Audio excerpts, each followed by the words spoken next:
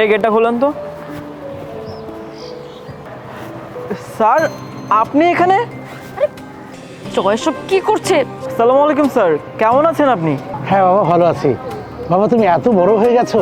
Uncle আপনি security গার্ডে চাকরি করছেন? হ্যাঁ বাবা, আমি এখানে সিকিউরিটি গার্ডে চাকরি করছি। জয়, উনি কে? আরে উনি হচ্ছে আমার প্রাইভেট টিচার। আমি ছোটবেলায় ওনার কাছে প্রাইভেট পড়তাম। কে? উনি তোমাকে প্রাইভেট পড়াতো? তো উনি যদি তোমার প্রাইভেট টিচার হয়ে থাকে তাহলে উনি সিকিউরিটি গার্ডের চাকরি কেন করছে এখন? সেটা তো আমিও বুঝতে পারছি না। স্যার আপনি সিকিউরিটি গার্ডে চাকরি কেন করছেন? আসলে বাবা হয়েছে কি, আমি শুধু টিউশনই করিয়েছি সারা জীবন, বুঝলে। আমি তাই কখনো কিছু শিখিনি, করতে পারিনি। আর এখন বয়স হয়ে গেছে, আমার কাছে কেউ পড়তেও আসে না। আর এখন তথ্য প্রযুক্তির যুগ, কেউ আমাকে ওই কাজেও রাখে না। তাই আমি বাধ্য হয়ে এই সিকিউরিটি গার্ডের চাকরিটা করছি। কোনো রকম সংসার চলে যায় আর কি আমার। স্যার আপনার লাইফে এতদিনে এত কিছু হয়ে গেছে, আপনি একটাবার আমাকে বলেনও নি। স্যার একটাবার যদি আপনি আমাকে বলতেন, আমি অ্যাটলিস্ট আপনাকে সাহায্য করতাম স্যার।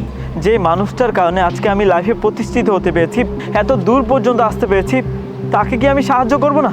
আরে জয়, উনি কি এমন মহাভারত উদ্ধার করেছে তোমার জন্য যে তুমি এইসব বলছো রাস্তার মধ্যে দাঁড়িয়ে ওনাকে? তুমি জানো, যখন আমি স্কুলে পড়তাম তখন পড়ার মতো কোনো টাকা ছিল না আমার কাছে। উনি আমাকে ফ্রিতে পড়াতেন, প্রাইভেট পড়ার পর্যন্ত কোনো টাকা ছিল না। আরে স্কুলে বেতন তো দেওয়া দূরে থাক, কোনো কিছুই আমি দিতে পারতাম না। কিন্তু উনি আমার স্কুলের বেতন দিয়ে দিতেন, আমাকে ফ্রিতে পড়িয়েছেন। আর আজকে যে জয়কে এই পর্যন্ত দেখতে পাচ্ছ না, যে জয় তোমার সামনে দাঁড়িয়ে আছে, এত দূর পর্যন্ত আসতে পেরেছে, লাইফে প্রতিষ্ঠিত হতে পেরেছে শুধুমাত্র একটা ব্যক্তির কারণে। সেই ব্যক্তিটা হচ্ছেন উনি। না না বাবা, আমি তোমাকে সাহায্য করিনি। তুমি তোমার নিজ যোগ্যতায় এই জায়গায় এসেছো। আমি জানতাম বাবা, তুমি একদিন অনেক বড় হবে। আর এটা তোমার কর্মের ফল বাবা। স্যার আপনি চলুন আমার সাথে। আরে তুমি ওনাকে আবার কোথায় নিয়ে যেতে চাইছো? আরে বাবা, আমি কোথায় যাব? কোথায় নিয়ে যাবে আমাকে? আরে আপনি আসুন না স্যার, প্লিজ। হ্যাঁ বাবা, তুমি বলো তো আমাকে কোথায় নিয়ে যেতে যাচ্ছ? আমার বাসায় স্যার, চলুন না স্যার, প্লিজ স্যার। ওই বুড়োটাকে বাসায় নিয়ে যাবে?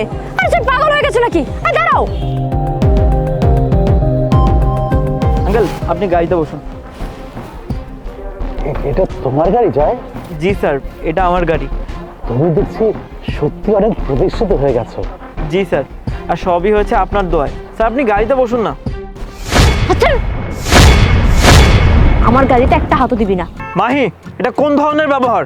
এসব কি হচ্ছে জয়? তুমি সামান্য একটা সিকিউরিটি গার্ডকে আমাদের গাড়িতে চড়িয়ে আমাদের বাসায় নিয়ে যাবে? তুমি না হয় বুঝলাম যে ও তোমার জন্য কিছু একটা করেছে না, তো তুমি ওকে 2-4-500 টাকা দিয়ে বিদায় করে দিলেই তো পারো। মাহি, তুমি ওনার কৃতিত্বকে টাকার সাথে তুলনা করছো? আজ পর্যন্ত এই ব্যক্তিটা আমাকে অনেক সাহায্য করেছেন। আর আজকে যে জয় তোমার সামনে দাঁড়িয়ে আছে না, তার একমাত্র কারণ হচ্ছে উনি আমাকে অনেক সাহায্য করেছেন। এবার আমার পালা। স্যার আপনি যথেষ্ট শিক্ষিত, আপনাকে আমি আমার কোম্পানিতে চাকরি দিব স্যার। আপনি কোনো চিন্তা করবেন না, আজকের পর থেকে আপনার জীবনে কোনো কিছুরই কমতি থাকবে না স্যার। ও আচ্ছা, তার মানে তুমি এখন বলতে চাচ্ছ যে একে আমরা এখন বাসায় নিয়ে যাব, বাসায় রাখবো কেউ তুলে, তাই না? দেখো, তুমি আমাকে রাস্তার মধ্যে যথেষ্ট অপমান করে ফেলেছো, আর অপমান করো না দয়া করে। এখন চলো এখান থেকে, একে বাদ দাও। অপমান করছি? আমি তো শুধুমাত্র আমার দায়িত্ব পালন করছি। দেখো, উনি আমার কোম্পানিতে চাকরি করবে এবং আমার বাসায় থাকবে। আমি ওনাকে আমার বাসায় নিয়ে যাব, বাস। আর তুমি আজকে ওনার সাথে যেরকম বেয়াদবি করেছো না, এই কাজটা তুমি একদম ঠিক করোনি। আমি ওনাকে বাবার মতো সম্মান করি। আমি আমার বাবাকে যতটা শ্রদ্ধা সম্মান করি না, ঠিক ততটাই ওনাকে শ্রদ্ধা সম্মান করি। আর তুমি ওনার সাথে বেয়াদবি করেছো আজকে। তুমি এক্ষুনি ওনার কাছে ক্ষমা চাইবে। ক্ষমা চাও ওনার কাছে। না না বাবা, আমার জন্য তোমাদের মধ্যে ঝগড়া করতে যেও না। আর তুমি বলেছো, এটাই আমার জন্য অনেক বড় কিছু বাবা। না না স্যার, ও ভুল করেছে আপনার সাথে বেয়াদবি করে। তার বিনিময়ে ও আপনার কাছে ক্ষমা চাইবে স্যার। জয়, তুমি আমাকে ওনার কাছে ক্ষমা চাইতে বলছো? হ্যাঁ, তুমি ওনার কাছে ক্ষমা চাইবে। তুমি ওনার সাথে বেয়াদবি করেছো, আর উনি আমার বাবার সমতুল্য। আর আমার বাবার সাথে যদি কেউ বেয়াদবি করতো, অবশ্যই তাকে আমি কখনো ক্ষমা করতাম না। আর তুমি ওনার সাথে বেয়াদবি করেছো, তাই তুমি ওনার কাছে ক্ষমা চাইবে। ক্ষমা চাও বলছি। আই এম সরি, আপনার সাথে বেয়াদবি করা আমার ঠিক হয়নি। এখন থেকে আমি আর আপনার সাথে বেয়াদবি করবো না। দেখো মাহি, আজকে যে লাইফ স্টাইল আমি লিড করছি না, আজকে আমি একটা বড় কোম্পানির মালিক। আজকে আমি অনেক বড় লোক, আমার অনেক টাকা পয়সা আছে। এত কিছু সম্ভব হয়েছে শুধুমাত্র এই স্যারের জন্য। এই স্যার আমার কাছে ফেরেস্তার মতো। উনি আমার লাইফে এসে আমার জীবনটাই বদলে দিয়েছেন। আমাকে ফ্রিতে পড়িয়েছেন, আমার স্কুলের বেতন দিয়েছেন। আমাকে এত দূর পর্যন্ত নিয়ে আসার পেছনে যে ব্যক্তিটার এত পরিশ্রম না, সেই ব্যক্তিটার কেউ নয়, এই স্যারই সেই ব্যক্তি। আর স্যার আজকে বিপদে পড়েছেন, আমি ওনাকে সাহায্য করব না?